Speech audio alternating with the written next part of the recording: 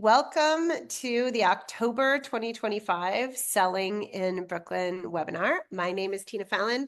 I'm a real estate agent with Realty Collective.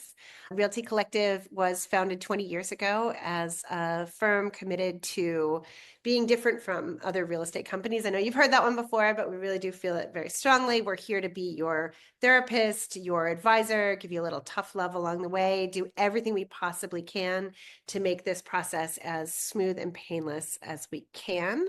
It is never painless, and that is one of the reasons why you need to have a good real estate attorney, and that's why I'm here with Christine Wong.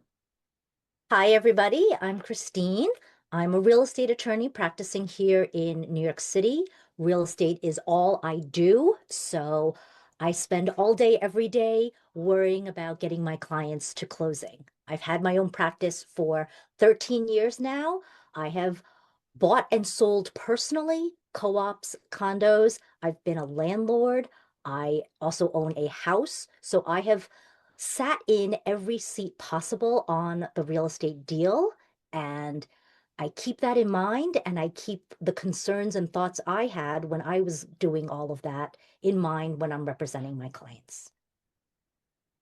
Well, I'm so glad that you're here with me. And I wanted to start off and do something a little different this time. We do these really regularly, in part because the market itself is always changing. One of the things that I've been coming into and experiencing like this time of year, it's October. We're coming into what is historically a pretty slow season, real estate wise. And so if you're considering selling now, there are reasons to consider putting your place on the market as soon as possible. And you're also maybe thinking, what if I wait until spring? And we want to talk about some of the pros and cons about that. So one thing that I have encountered, and I don't know exactly what it is that is causing this to happen, but I've been running into more issues with the Department of Buildings and mystery violations that are attached to the wrong property. When we start this process and we start to dig into your property and see what's going on, we're finding, oh, wait, we can't even list yet because there's issues in your building. And Christine, I'm wondering if that's something that you're seeing in the market too. I am seeing a lot of that with co-ops and condos, as Tina. A lot of the building violations belong to the building. So it's not even the individual owner that is responsible or really can do anything. However, those violations still exist. I don't know if the DOB's recording up department has gotten better and that's why more are coming up, or if everyone is paying more attention to them. But it is causing concern because title searches, lien searches will show these violations. And more significantly, what you want to keep in mind if you're thinking about selling is some lenders will have concerns about the violations. And depending on the nature, they may not fund the loan until that issue is cleared up. So if it takes a condo 6 months to clear something up, you might be stuck. And that might be a consideration. You don't necessarily want your apartment sitting on the market for 6 months, or for you to be trapped in a contract with a sale price that's 6 months stale while you're waiting in limbo for something to get cleared up. It really, though, does depend, like you said, Tina, on what is coming up and if there's something that you can do about it. It's always different when it's a house and you own the property, then certainly there are things you can do and you can take the time to clear those violations. And it's always a good idea to run a search before you list so you know what's been going on, especially with older houses. Things could have pre-existed before you bought. It could have nothing to do with anything you've done during your ownership or any of your renovations or work. It could be something from 1962, and DOB has found it, scanned it, put it into their system, and now we need to deal with it. It's so true. Oh, I had a house once where there was a sidewalk violation from 1983, but the building had been built in 2010. So you may have a violation that's attached to before there was even your building on your site. So those are the kinds of things there. Everything is manageable, everything is solvable, but you definitely want to know that in advance. So if you have a home that you're really ready to go, please reach out to a real estate agent, real estate attorney, and do some digging through the files because we're seeing new. I think you may be right that their paperwork might be getting a little bit better. But I have also seen from some things from HPD where they are attaching violations to the wrong property. So something where it's clearly they're referring to an apartment 1A on a building that doesn't have an apartment 1A, it's a single family building. And they're referring to a kitchen on the first floor when the kitchen is on the third floor. So you know it's the wrong building, but then you have to go in and start really digging. So sometimes it's in error, sometimes it's in something old that just needs to be cleared. And sometimes another thing we're seeing is that you pulled a permit in 2019 and your contractor never closed it.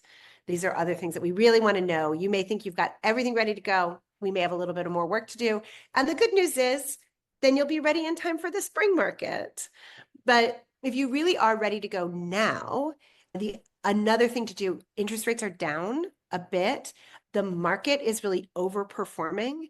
And so people are sitting on more cash than they had been, and they're feeling a little bit more confident.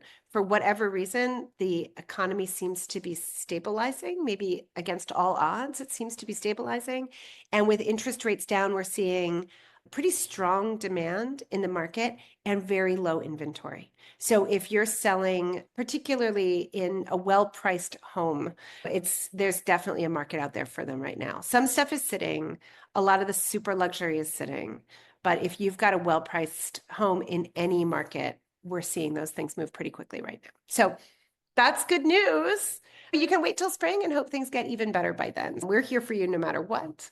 But those are things we'll scan through a couple of slides, I think, and jump right ahead to why to sell now. We're going to put some things into the chat, and anybody who's signed up for this, you'll be able to watch this later. You don't have to stick around the whole time, although we recommend you do, but you can jump right in. But why to sell now? So as we were just saying, there is okay, thanks. I'm in my home office. Reasons to sell now. So low inventory is a big one, I think, in the moment. If you have something that other people really are looking for, just because it's no longer the leaves are falling from the trees doesn't mean that you can't sell. If you had something with a fireplace, always a great idea to show it in the winter. If you have fireplace and you don't have central air, that's a good thing to sell in the winter. But there's always a buyer out there. What else is happening and why would you sell? Sometimes it's not about the market. Sometimes you are upgrading to a bigger place. You have some new folks in your family who need bedrooms. Your parents are moving in with you, or your kids have all moved out and you're downsizing. You no longer need that big sized family home. So sometimes the time is right for you, even if the market doesn't seem ideal. We always approach this by saying, where are you now and where do you want to be? So we want to say, if you are downsizing, for example, and you're moving out of state, tell us that. Tell us where you want to go, and we will build a sale process that will support you in the entirety of your journey, not just through this one sale. So sometimes you do have to move out of the state, and we're sorry that you have to go. But another great thing to do is have a real estate attorney who can help talk you through from the beginning what you might expect as you go through that sale. We like to think, have you owned your property long enough really to sell at a profit? And you may think you're going to sell at a profit because, of course, your home has appreciated over time. But when you sell in New York State, you're going to get hit with some pretty substantial closing costs that might really thin your profit margin. And we want to talk about that before you start your sale process, because if the numbers are not going to work for you, maybe we need to work on another plan. So Christine, can you talk us through what those closing costs might be? Sure. So our beloved New York City collects 1.425% of your sale price from you at closing if you are closing for more than $500,000. If it's less than that, they'll only take 1% from you. New York State takes 0.4% on top of that, again, based on your sale price. So if you're selling your house or your apartment, you need to take into account how much New York City and New York State are going to take from you, whether you are paying both brokers' commissions and how much that is. If you have a mortgage, approximately find out how much is left on that mortgage because you'll have to pay that off at closing. And then if you live in a co-op or condo, the building will have certain closing fees. Some of them are like move out fees, preparation of closing documents fees, and those are usually between 500 and 1500. The bigger number is a co-op will often have a flip tax, and now condos have realized that they can get in the game, but they call it a transfer fee. But essentially, they're going to charge you a pretty big number for the privilege of selling your home. Those fees can range anywhere from 1 to 3% of your purchase price. Or if you're a co-op, sometimes they create a complicated formula of 5% of your net profit, which may or may not include some of your renovation costs. Sometimes the amount of the fee varies depending on how long you've owned the property. So if you've owned for less than 10 years, you pay a higher percentage or a higher fee than if you've owned for 10 to 20 years. What you want to do is call up your management company or have me call them up for you and find out what those fees are, what those requirements are, so we can do some rough math and see what you would be left with once we take out kind of those big numbers and, your expenses. I think that's really helpful just to get started. We're not here to make everything sound like a bummer, but sometimes it isn't, you haven't accrued enough equity in a home, especially if you've owned it for less than 5 years. And and you're going to walk away from it feeling like, oh, wait a minute, I lost money on this deal. If sometimes you have to, it happens.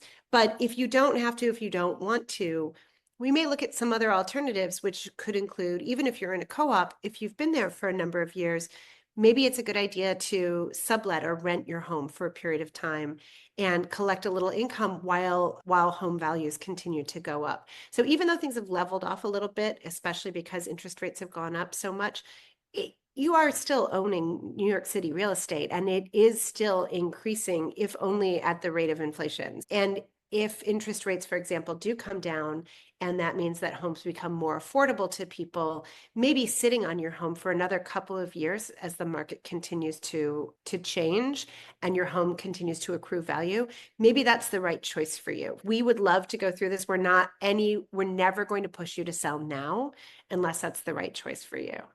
And one of the ways that we do really make sure that those numbers work for you is we start with your plan for what you're going to do after you sell. If you have already, for example, identified a home that you want to purchase and you're going to be able to buy your dream home for under market or for less than you would be willing to pay for it, then it might make sense for you to sell now because you know where you're going to go. But if you don't know if you don't have any plan for after you sell, then it's usually smart to take a step back and maybe do a little bit of additional planning. You can always move into a rental. You can move into downsize into a tiny rental and move all your stuff into storage. But we don't want that to be something that happens to you. We want that to be something that you plan on. So I'm skipping all over the place on this. Before we decide how we can market your home and how we can price your home, it's really good to have an awareness of what it is that people are looking for in the market. So one of the things we're finding now is there's a lot of first-time home buyers who are the millennials you've heard so much about, and you may in fact be millennials. A lot of millennials have been really smart about saving their money, and so they're entering into the first-time home buyers market at pretty high prices. So they are actually, instead of having the sort of traditional starter homes, we're seeing people move. They're first-time home buyers, but they're buying houses or they're buying large luxury apartments, and they've never really owned something before. They haven't had to fix their own utilities before. And so a lot of those folks are really interested in turnkey homes or amenity-rich buildings. We're always seeing people looking in for certain specific school districts. Certainly since the pandemic, people are looking for larger homes if they still do a certain amount of working from home. We've seen a big return to work lately, so home office is less of an urgent thing than it was before, but there's definitely still a sense that people need that home office space in their homes.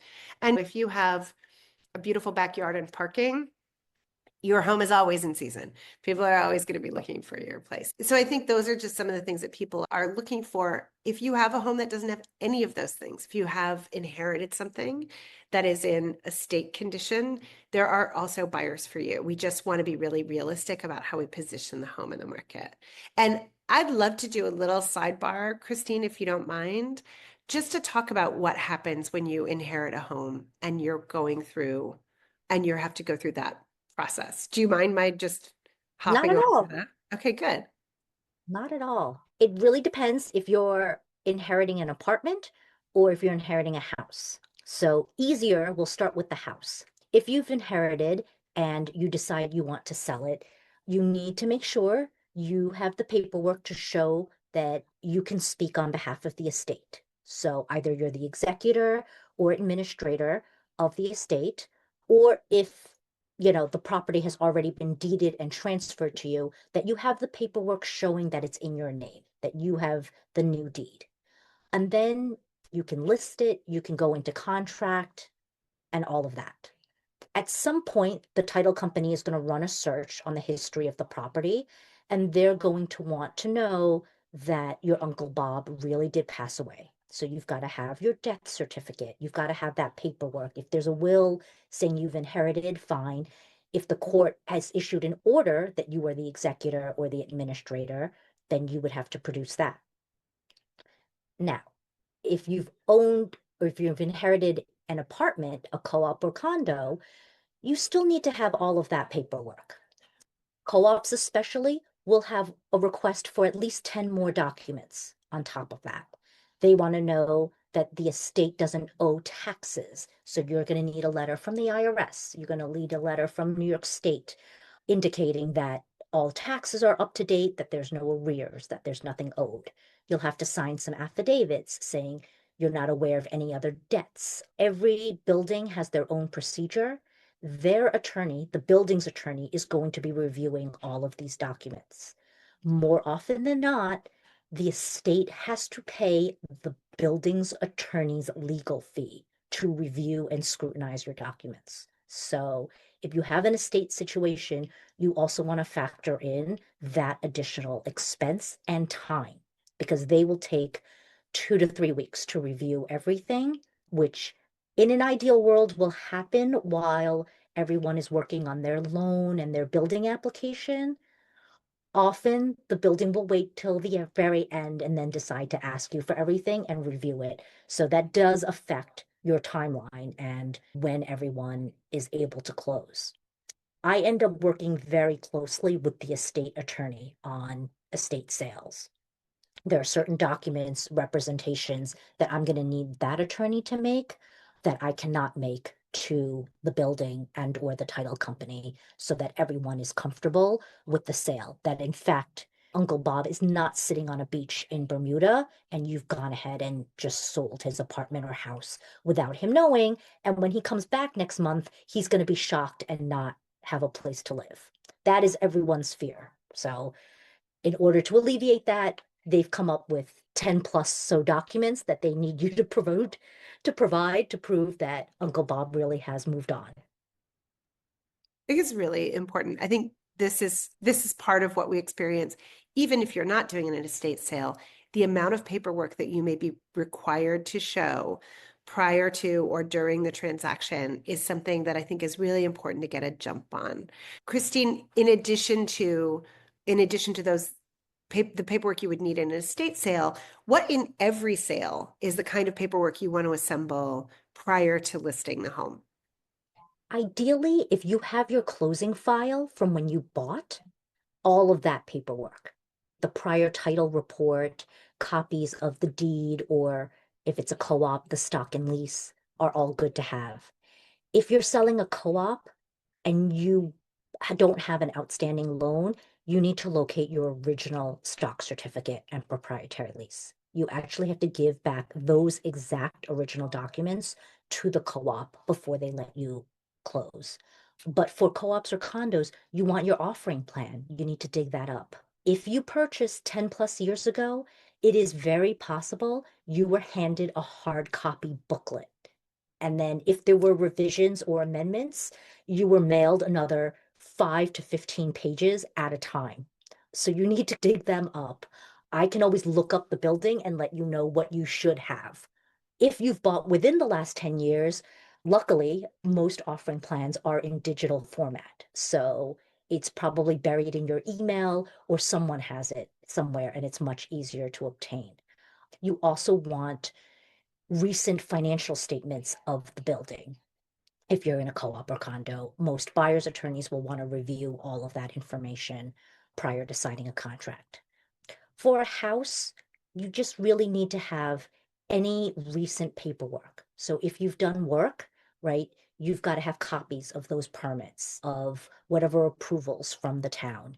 Have a recent mortgage statement, or if you've paid it off, the letter confirming payoff, a copy of your deed, especially if there's been some kind of transfer over time. You moved everything into a trust or an LLC or something like that, or even a name change. You got married and you had an interim step, your marriage certificate, if you did get married and change your name midstream and the deed still has your maiden name or your prior name, if you changed names for other reasons, you need to be able to document and show that you are the person who bought, owned all that time, and therefore you're the rightful person to sell.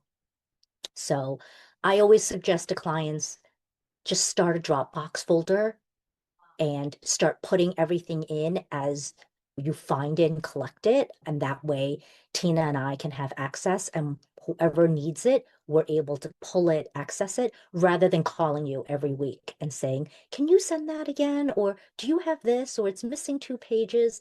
It will all be in one area for everyone to access.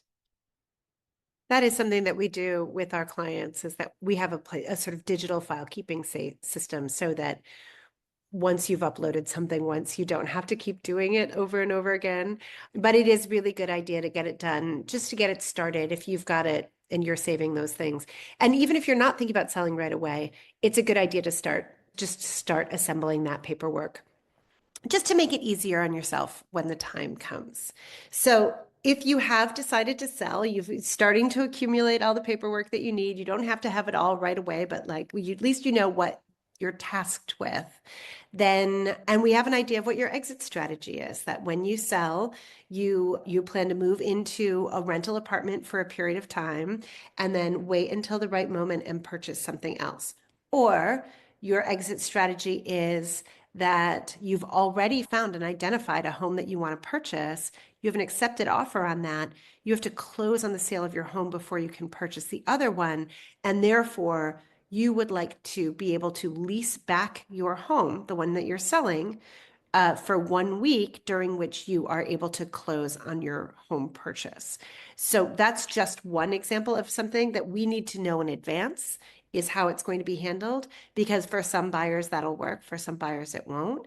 It doesn't completely limit your market, but it is definitely something we should disclose from the beginning so that we don't find ourselves in a position where you get kicked out of your house and then you have to put everything into storage and live in an Airbnb for a week while you wait to close on your other home. So those are all things that we want to know in advance. If you're moving to another state, it's also really good to know what your tax paperwork is going to look like from that perspective. We'll get to that in just a second. It really does take, ideally, we'd love to have 4 to 6 months as the amount of time from when you first come into contact with us and then when we're closing on the home. We can definitely move it more quickly than that, but it's good to plan on maybe up to half a year of your life is going to be spent selling this property. Ideally, it's less, but it's good to have a long time horizon so that you can get the best possible deal and the best possible outcome. Okay, you've decided to sell, and the most important thing, in case it's not clear already, is that assembling your real estate team. So you can sell a home without a real estate agent. You cannot sell a home in New York without a New York City real estate attorney. So that I think is the most important part. Obviously, I believe it's really useful to have a broker. Statistics show that houses that are sold through brokers sell for more money. And I believe that we are here to bring more value to our clients than we extract from it. I'm happy to prove that to you. But what you can't do is work without a real estate attorney. And Christine, can you tell us why New York is different from other places? So why is it that real estate attorneys are so essential to the deal? Yes, but before that, I just want to also emphasize, if you are selling a co-op or condo, your agent has insight in how this building acts and reacts to things.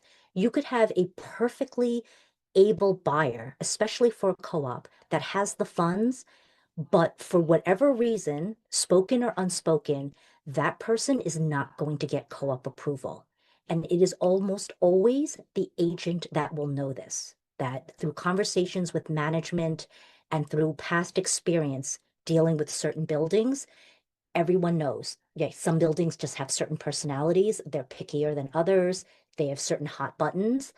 And the deals that I have seen fall through are often with apartment buildings because the sellers did not use an agent and so didn't know to look for those concerns or hotspots, if you will. And then unfortunately, you end up wasting 2 or 3 months because the person goes through the whole buying process, the application, only to get declined. So we don't want that to happen to any of you. We want you guys to know from day one, this is going to be a bona fide qualified buyer. I think that's really insightful. It is, we do spend all of our time doing this. This is, as Christine is a full-time real estate attorney, we are full-time real estate agents. We are soaking in this market every day. We know the buildings that we know so well. We know the neighborhoods we know, and we are here to share that expertise with you. It is of real value. We have the expertise, that we have the relationships that we have, and then we have the actual labor that is involved in this work, which is real and substantial. So if you want to do all of that yourself, you certainly can. But I do believe in my heart that real estate agents, good real estate agents, bring more to a deal than they take from it. But so thank you, Christine, for reinforcing that point. But you cannot do it without a real estate attorney. Just to be clear, like you can't, don't try this at home. The state of New York has given me great job security, for which I am grateful.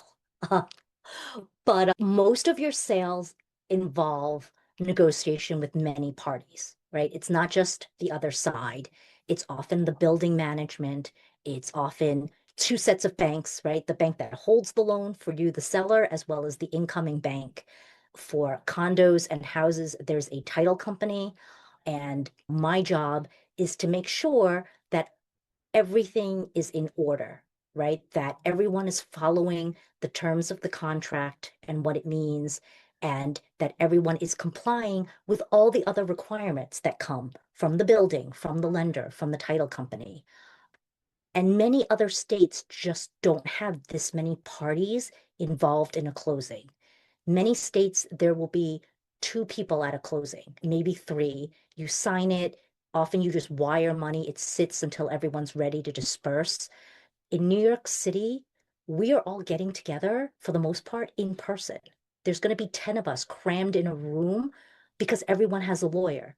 So if there's one seller and one buyer, they each have a lawyer. The co-op shows up with their lawyer. The bank shows up with their own lawyer. We're all crammed in a room. Everyone has their own set of documents that they want. They have their requirements. They want everybody to make certain representations to protect that party.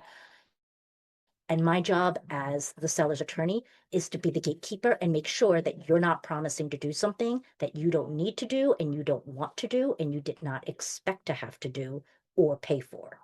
And that the buyer is doing what they're supposed to do and what they're supposed to pay for. So then at the end, as a seller, you will happily give up keys in order to get some nice checks or wires. That's such a great way of putting it. I find sometimes sellers because they're really generous in their hearts and they really want to make this sale happen, the temptation may be to agree to something that they don't legally have to do. And having your attorney protect you from making certain kinds of representations or warranties that you are unnecessary can save you a lot of hassle down the line. And in other states, there are different standards of what you're supposed to produce or not produce. And New York is pretty strict. When you have an as-is sale, you're producing your property in the condition it's in. Certain major systems or appliances may need to be working, but that's it. There's no trimming of shrubs, there's no repainting of a fence or rooms, there's no last minute extra service call or updates of a generator.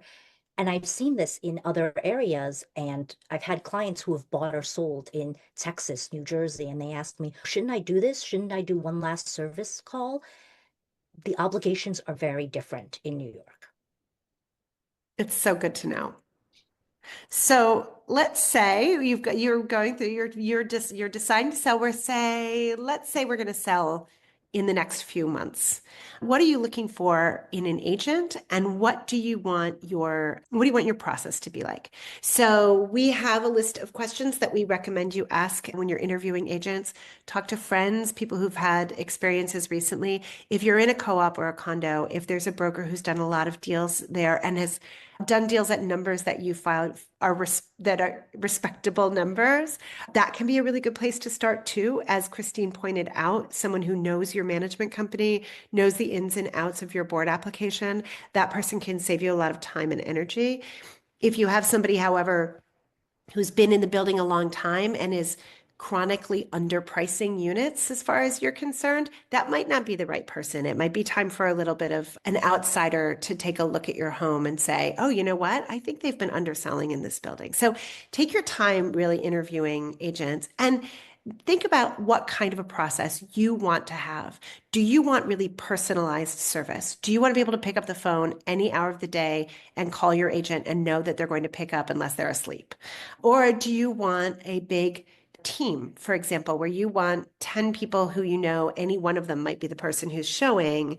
Do you want somebody who has a huge Instagram presence, or do you want someone who has a really good track record of selling a home like yours? Those are experiences that you get to choose among because there's really a lot of different kinds of real estate agents that are out there. Yes, we all do the same job. We all receive the same training. Yes, we all have the same licensing, but everybody goes about it differently. And so know what it is that you want out of the process.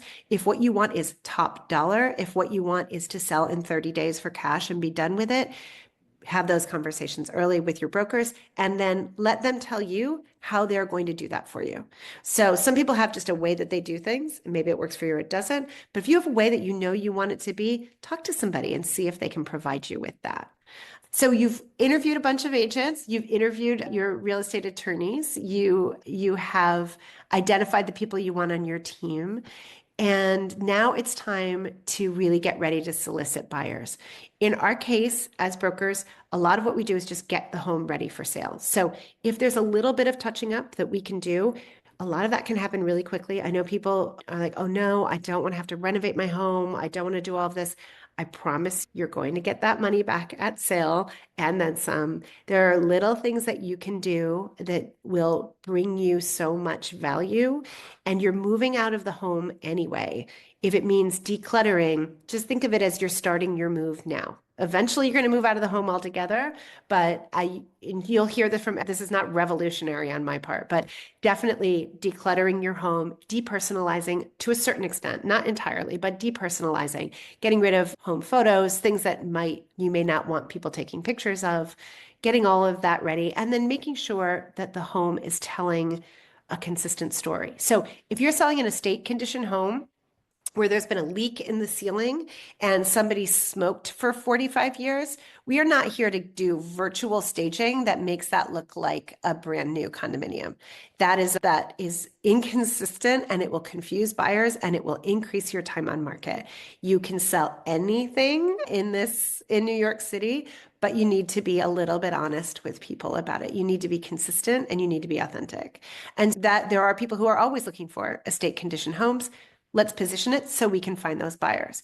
If, on the other hand, you have something where you renovated it 10 years ago and maybe things are have fallen a little bit out of fashion, there's so much that we can do with staging and touch-ups to get your home ready to go. People fall in love with photographs. The second they see those photographs, you want them to feel motivated to come to your home. And then when they come to your home, it needs to look like the photographs. People will do these things where they're like, we're going to just do this virtual staging or a virtual renovation. It is so confusing to buyers. It wastes their time. They will not forgive you for it. So what we want to do is the best we can with what you've got. So our company does include staging for the most part free of charge. There are sometimes some moving costs involved in it, but we have our own staging materials and staging teams. We love to do it. We know how hard it is. My house is full of clutter, but I will take the clutter out of yours. So we will help you with that process and get your home so that it looks fantastic in pictures. We have very clear floor plans. And then when people show up, we want them to recognize the home from those pictures. We want to make sure that the story that we tell in our text is also really consistent. So on social media, in all of our listings, every company uses the same RLS system. So I work for a very small firm. We don't have shareholders. We just work for our clients. I have access to all of the same things that the big, gigantic multinational companies have access to. So everybody is going to see your listing, whether you work with a small company or a big company. You just want to be really careful about what listing they see when it shows up. It needs to look like your house. It needs to look like the best house your house can possibly be, or your apartment, in this case, maybe. So we do that. We get it all ready to go. We do our first open house. Hopefully, we have a number of offers coming out of that first open house. Oftentimes, the first offer may be at or even maybe a little bit above your asking price. It can make you believe that you're asking too little. We really want you to take that first offer seriously. Frequently, the first offer is from somebody who they're the first phone call you get when the listing goes up. They have been looking for your home. They've been looking for months. They've been outbid on other places. They're very serious and they understand the market. They feel good about the price that you have it at, and they're willing to offer it to you. Doesn't mean you can't bid them up a little bit, but don't let that trick you into thinking you're asking too little or that you should hold out for something better. So take that first offer seriously. Sometimes you'll get offers that are below asking price. Always counter them. Some buyers just want to go through the process. They want to see how little they can pay for it. That's their thing. That's their trip. Okay, that's fine with me. We are still going to come back to them. We're going to respect the offer and give them an opportunity to come up.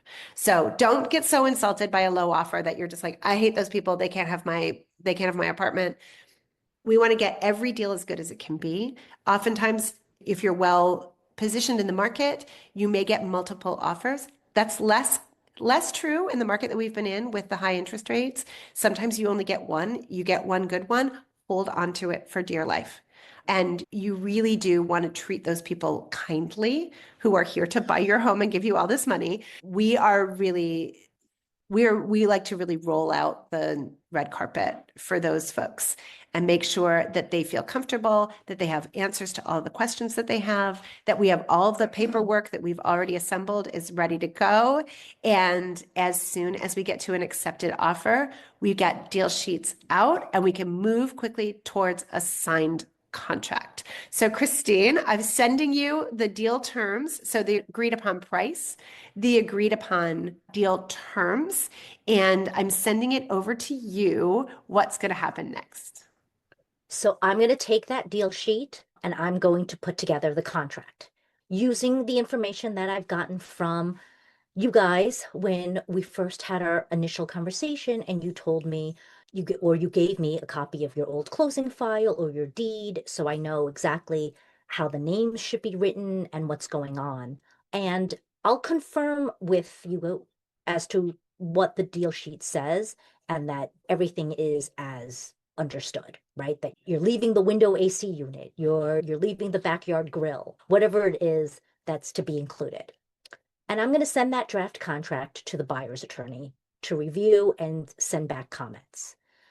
At the same time, the buyer's attorney should be doing their due diligence. They should be reading that offering plan that I made you dig up and find. They should be reviewing the building's financials, talking to management, reading board minutes.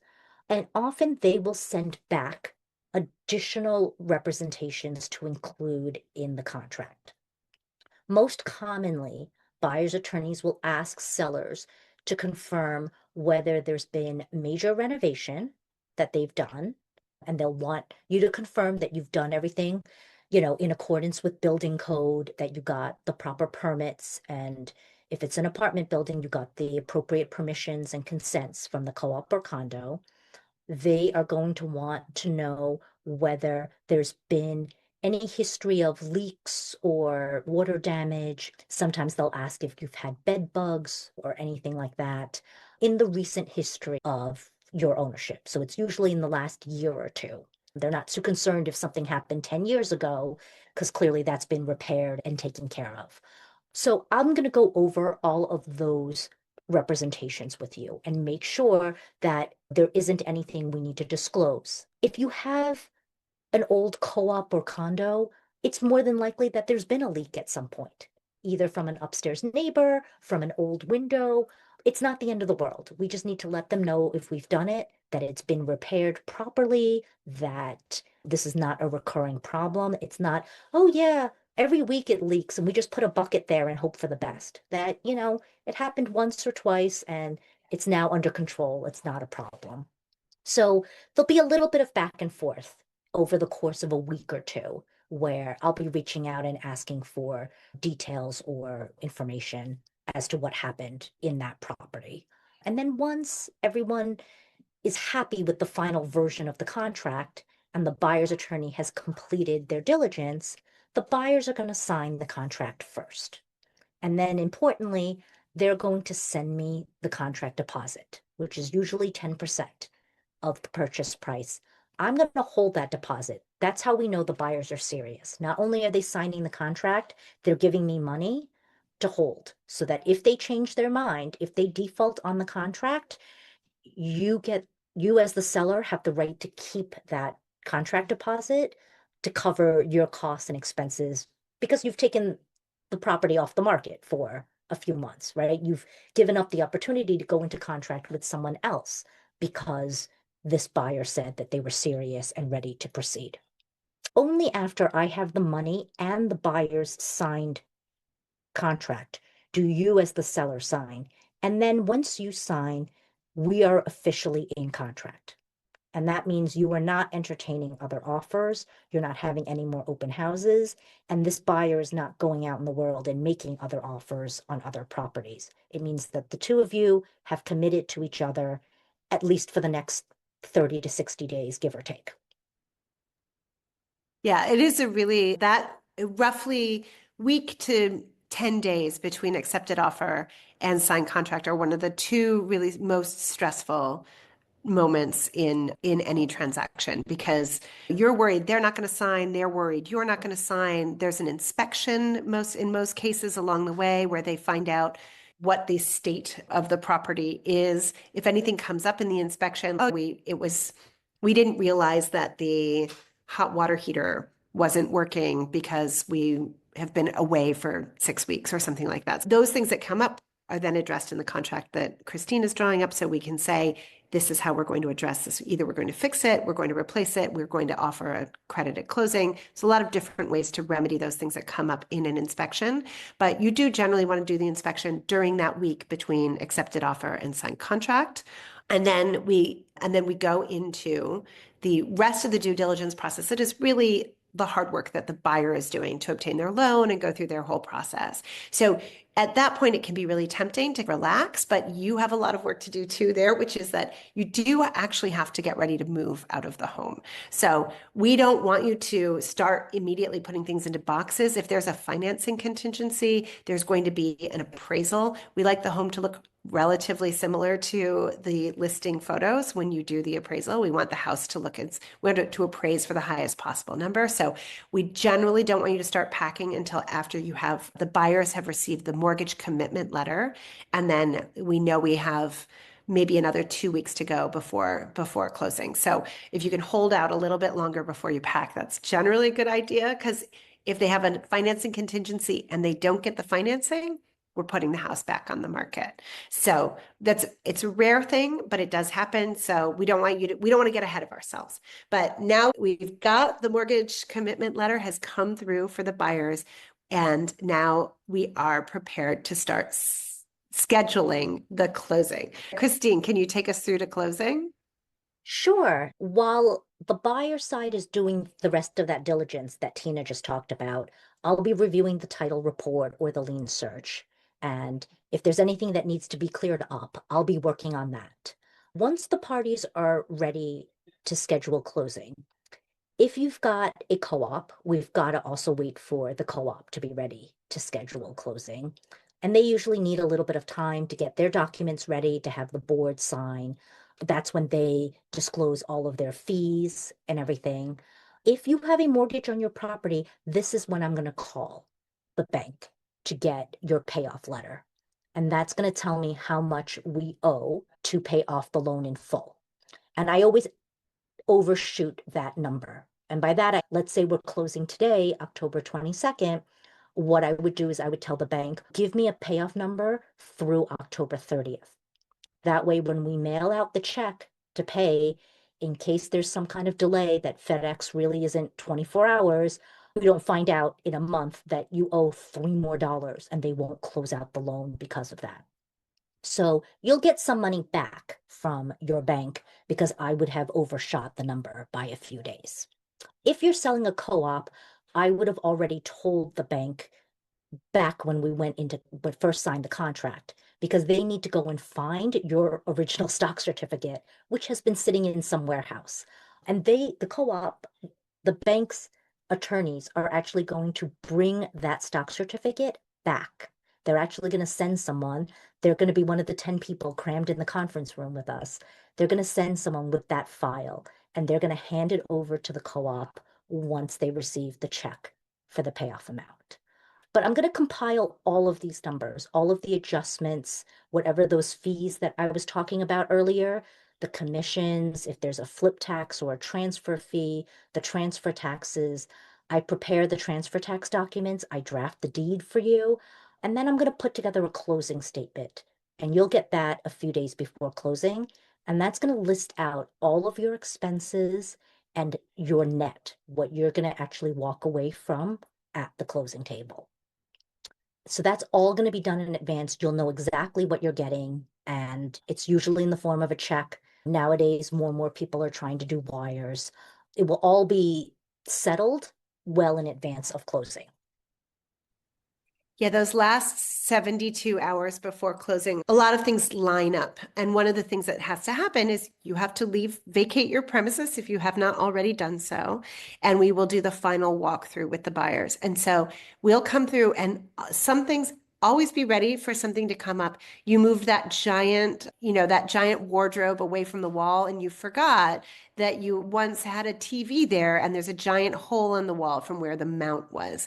If the sooner we can address those things before the walkthrough, ideally that would be great. But sometimes something comes up just at the last minute. The dishwasher that has always worked stops working. There's just random things that can happen, and we do that final walkthrough ideally within 24 hours of the closing.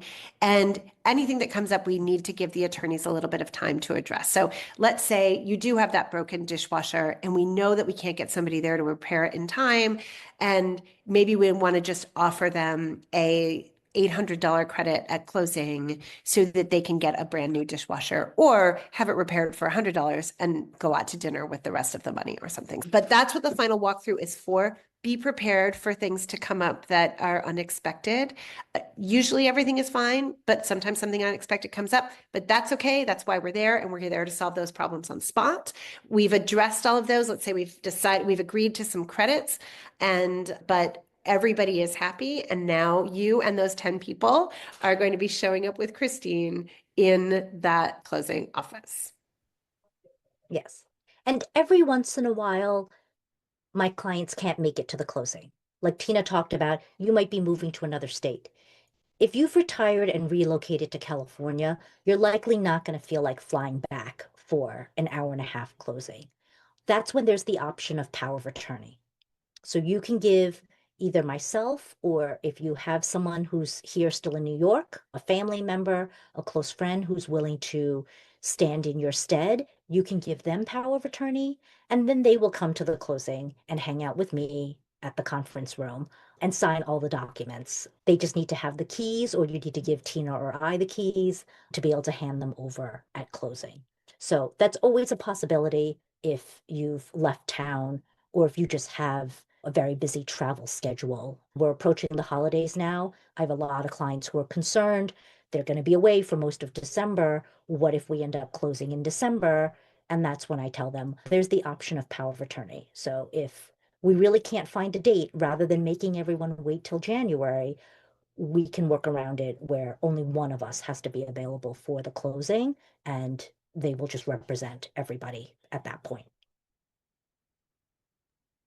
And that's just about it. We've glossed over a lot of different things. Obviously, this is a really complex process. We have on our website, and we will be sharing with you our seller's handbook and a lot of resources that if you have a little bit of time, want to do some research on your own, we're going to put those in your hands. If you'd rather just schedule a call and talk, all I want to do all day is talk about real estate. My family doesn't want to talk about real estate with me. Please call me.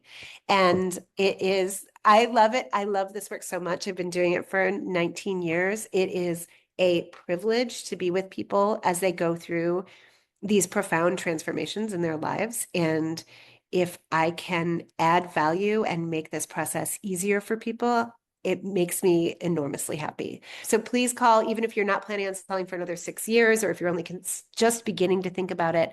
I love to talk about it and strategize with you. It is really, it's a joy. It is a joy to do this work. And I know Christine really loves her clients too.